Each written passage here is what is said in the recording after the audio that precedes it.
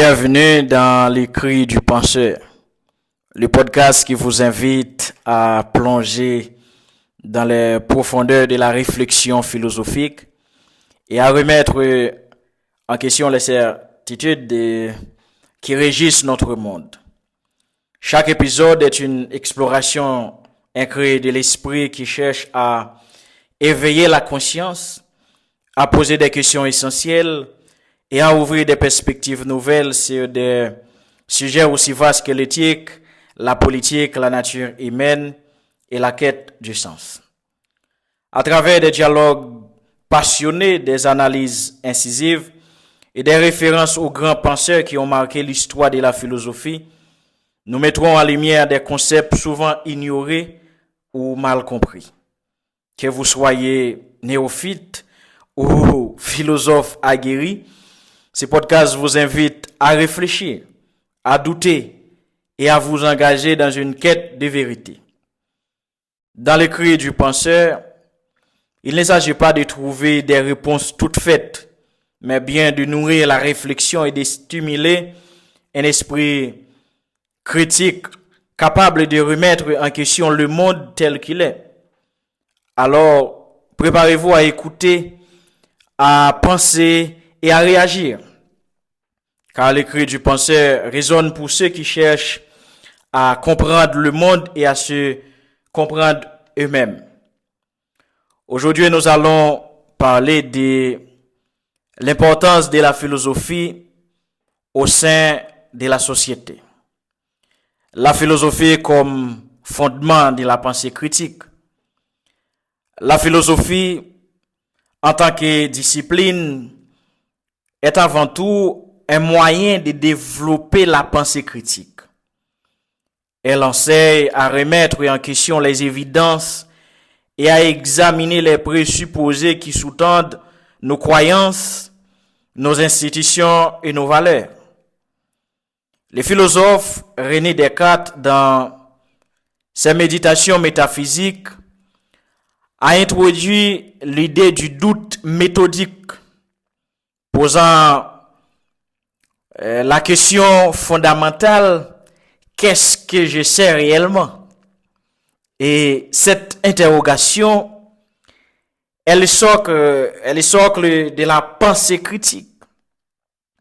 Et elle permet de cultiver une analyse rigoureuse du monde et de ses diverses composantes.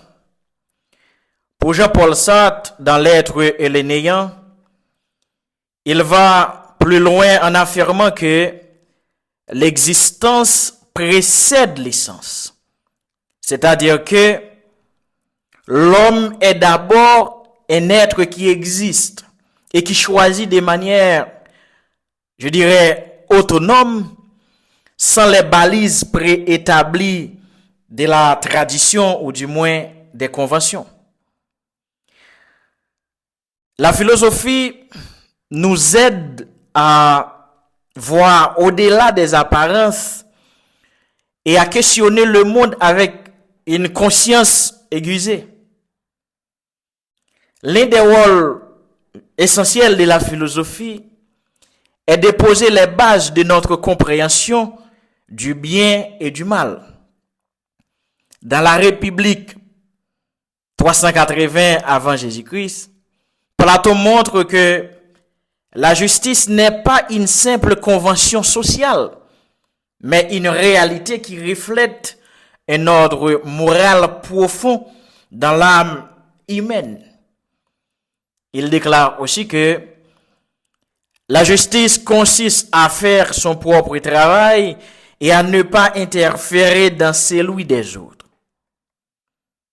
Donc, la philosophie morale ne se limite pas à l'étude théorique du bien, mais elle s'engage également dans la réflexion sur les dilemmes pratiques. Pour Emmanuel Kant, dans sa critique de la raison pure, il nous offre une approche de l'éthique fondée sur la loi morale universelle. Selon lui, nous devons toujours agir de manière à ce que nos actions puissent être érigées en principe universel. c'est-à-dire agir de telle sorte que tu traites l'humanité dans ta personne, que dans la personne de tout autre, toujours en même temps, comme une fin et jamais simplement comme un moyen.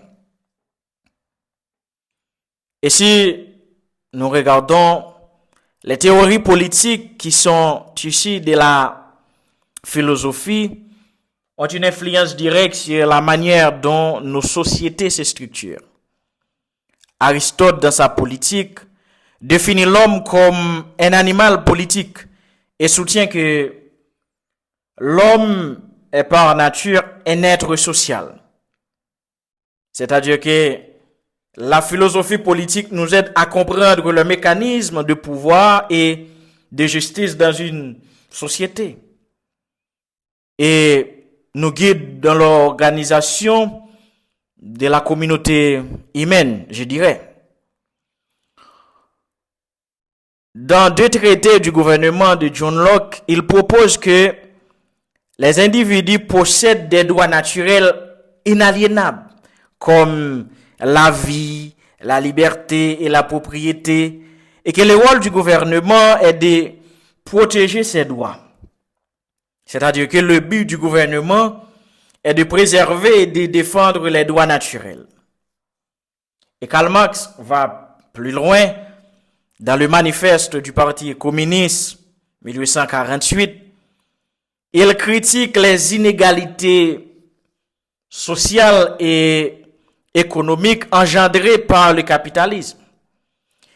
Il propose aussi une réorganisation radicale de la société sur la base de l'égalité. C'est-à-dire que pour lui, l'histoire de toute société jusqu'à nos jours n'a été que l'histoire de lutte des classes. Et cette analyse nous permet de mettre en lumière les structures de pouvoir qui façonnent jusqu'à présent notre réalité sociale. Et la philosophie nous permet aussi de former des individus capables de penser par eux-mêmes, d'analyser des situations complexes et de formuler des jugements éclairés.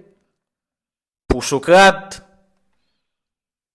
l'objectif était avant tout d'inciter à la réflexion personnelle. C'est pour cela qu'il disait que connaître, c'est se connaître soi-même. Et dans le Phédon 360 avant Jésus-Christ, Socrate soutient que la philosophie est une quête de vérité et que c'est dans cette quête qui réside le véritable sens de l'éducation. C'est-à-dire que la philosophie est la préparation à la mort. Et cela souligne l'importance de la réflexion sur l'existence et la recherche du sens de la vie à travers l'éducation philosophique. Mais la philosophie a également un rôle primordial dans le développement personnel et l'épanouissement de l'individu, parce que Sénèque disait que dans ses lettres à Lycilus, 65 avant Jésus-Christ, il défend l'idée que la philosophie nous aide à vivre en accord avec la nature et à trouver la paix intérieure. C'est-à-dire que la vraie liberté est de vivre selon la nature. Pour cela, la philosophie est un outil pour nous libérer des passions, et je dirais des passions irrationnelles. Et la philosophie pourra nous guider vers une vie plus vertueuse et sereine. Et les philosophes existentialistes, Nietzsche, dans Ainsi parlait Zarathustre, propose l'idée du surhomme, une figure qui cherche à transcender les conventions sociales et morales pour créer ses propres valeurs. C'est-à-dire que deviens ce que tu es. Cela renvoie à la notion d'autodétermination et d'authenticité, c'est-à-dire la clé du développement personnel. C'est pour dire que la philosophie a un rôle crucial dans le monde contemporain. Et face aux défis technologiques et éthiques, Albert disait que bien que principalement il est connu pour ses travaux scientifiques, mais il disait que la science sans religion est boiteuse, mais la religion sans science est aveugle. Cela souligne que la réflexion philosophique et même, je dirais, une réflexion éthique pourra nous accompagner dans les progrès scientifiques. Et face aux crises actuelles, les philosophes contemporains comme Michel Serres dans Le contrat naturel appellent à une reconsidération de notre rapport à la nature. Selon lui, l'homme doit trouver sa place dans un monde dont il n'est qu'un membre et non le maître. Cette réflexion invite à repenser nos modes de vie et nos pratiques face aux enjeux environnementaux. Donc, la philosophie permet aussi de répondre aux questions existentielles qui traversent les individus dans un monde en perpétuel changement. Dans Ainsi parlait Zarathustre, Nietzsche introduit la notion de l'éternel retour, une idée qui nous invite à envisager la vie comme un cycle infini et à en tirer le meilleur parti. Il pose la question que ferais-tu si tu devais vivre ta vie encore et encore, exactement de la même manière? Cette interrogation nous pousse à réfléchir sur la façon dont nous vivons et à donner un sens à nos actions. La philosophie est plus qu'une simple discipline académique. Elle est un moyen puissant de comprendre et agir et d'agir dans le monde. Elle nous aide à développer une pensée critique, à définir ce qui est moralement juste, à organiser nos sociétés de manière équitable et à naviguer les grands défis contemporains. Comme disait Hegel disait dans sa phénoménologie de l'esprit, la philosophie est l'art de comprendre le monde et de le transformer. C'est-à-dire, elle est indispensable à une société en quête de sens et de progrès. Merci d'avoir partagé ce moment de réflexion avec moi.